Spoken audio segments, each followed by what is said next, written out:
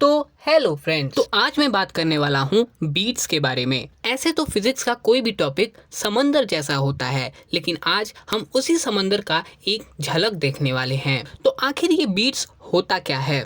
Beats कुछ ऐसा सुनाई देता है। आपने ध्यान दिया होगा, साउंड अल्टरनेटली सॉफ्ट और लाउड हो रहा है, और यही है बीट्स। आखिर ये हो कैसे रहा है? तो चलिए जानते हैं इसके बारे में, और जानने के बाद हम इसे प्रैक्टिकली करके भी देखेंगे, जो कि बहुत ही इंटरेस्टिंग होने वाला है। हमारे पास दो आइडेंटिकल वेव्स हैं जिनका फ्रीक्वेंसी और वेवलेंथ सेम है। अगर हम इन दोनों वेव्स को इंटरफेयर कराएं तो हमें कंस्ट्रक्टिव इंटरफेरेंस देखने को मिलेगा, यानी कि दोनों ग्राफ के एम्पलीट्यूड जुड़ जाएंगे और हमें साउंड लाउड सुनाई देगा। और इन दोनों वेव्स की वजह से पार्टिकल के सुपरपोजिशन का ग्राफ कुछ ऐसा बनेगा।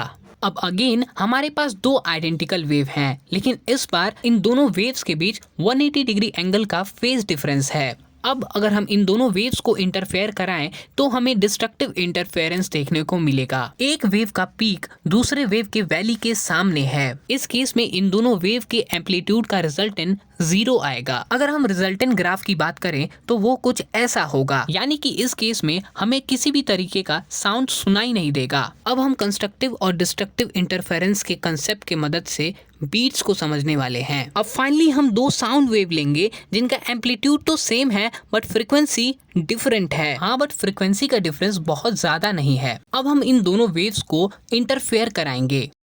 अब हम क्लियरली देख सकते हैं यहाँ पर कंस्ट्रक्टिव इंटरफेरेंस हो रहा है। यहाँ पर रिजल्टेंट ग्राफ का एम्पलीट्यूड मैक्सिमम आएगा, यानी कि हमें सबसे तेज आवाज यहाँ पर सुनाई देगी। बट थोड़ा सा आगे बढ़ने पर दिख रहा है वेव्स अच्छे से इंटरफेयर नहीं कर पा रहे हैं, इसलिए हमें साउंड थोड़ा धीरे सुनाई देगा। और एक समय ऐसा आ रहा है जहाँ पर एक वेव का पीक दूसरे वेव के वैली के सामने है, यानी कि डिस्ट्रक्टिव इंटरफेरेंस हो रहा है, और यहाँ पर हमें किसी भी तरीके का साउंड सुनाई नहीं देगा। अब यही चीज बार बार दोहराई जाएगी और हमें अल्टरनेटली लाउड और सॉफ्ट साउंड सुनाई देगा। और फाइनली इसी को तो हम बीट्स बोल रहे थे। अब बारी है इसको प्रैक्टिकली समझने की। मेरे पास दो मोबाइल्स हैं जिसमें मैं डिफरेंट फ्रिक्वेंसी के साउंड को प्ले करूंगा, बट उससे पहले मैं आपको बीट्स की फ्रिक्वेंसी का फॉर्मूला बताता हूँ।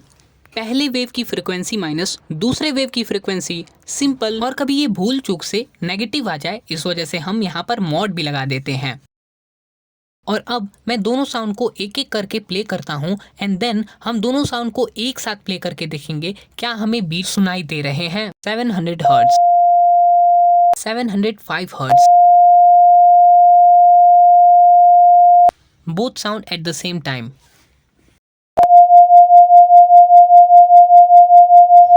आप क्लियरली देख सकते हो डेसिबल मीटर का पीक कैसे ऑसिलेट कर रहा है।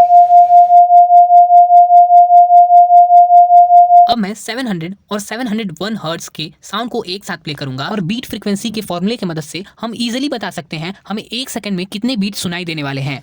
दुनिया के टफेस्ट कैलकुलेशन को करने के बाद मुझे पता चला कि मुझे एक सेकंड में एक बीट सुनाई देगा। तो चलिए देखते हैं क्या ऐसा रियलिटी में है।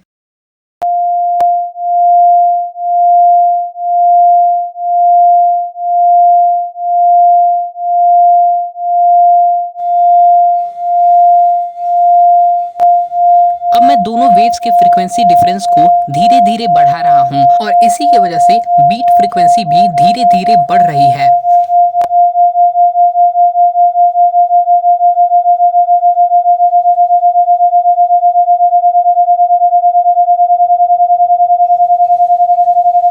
एज अ स्टूडेंट मैंने इस वीडियो को बनाने से पहले बहुत सारी स्टडी की। इस वीडियो में मैंने हर एक इन्फॉर्मेशन को बहुत ही केयरफुली क्रॉस चेक करके डाला है, बट फिर भी अगर मुझसे कोई भी मिस्टेक हुई हो तो मुझे सजेस्ट जरूर करें। और इसी के साथ आज का वीडियो यहीं खत्म होता है।